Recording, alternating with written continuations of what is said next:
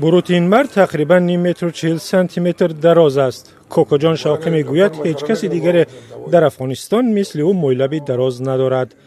میگوید از سالهای 80 عصر گذشته شوقی مۆйлаби دراز داشت و نزدیک به 7 سال است که مۆйлاب‌هایش را کوتاه نکرده است.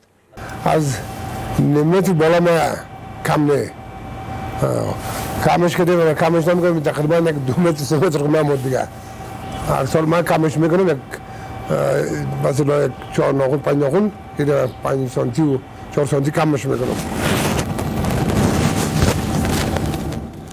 از بس که مۆйлаб‌های دراز دارد آن را در پشت گوش‌هایش میپیچد. به گفته کوکوجون شوقی دوستان و نزدیکانش را از کشورهای دیگر به او روغن‌های مخصوص میفرستند، اما نه همه در خانواده‌اش برودهای پیچیده او را خوش دارند. مامانت خود اولادا میگن که کمش کنم مگه شروع نده که برود میگه شوقی آدم است مخاطب که مرا مردم که سال دوست داره مردم شهر کابل افغانستان دوست ما داره میگه دیگه مامانت نیست دیگه فقط کلی که میگه آفرین و بیشک شهرم که میرم کلی که دست بالا میکنه. در بیرون از افغانستان بلژی سال گذشته میزبان آزمون بین المللی ریش و مۆйлab بود که در آن لوسیا باتیستا از امریکا جای اول را گرفت. قرار است آزمون بعدی ریش و برود سال آینده در زلندیای نو برگزار شود.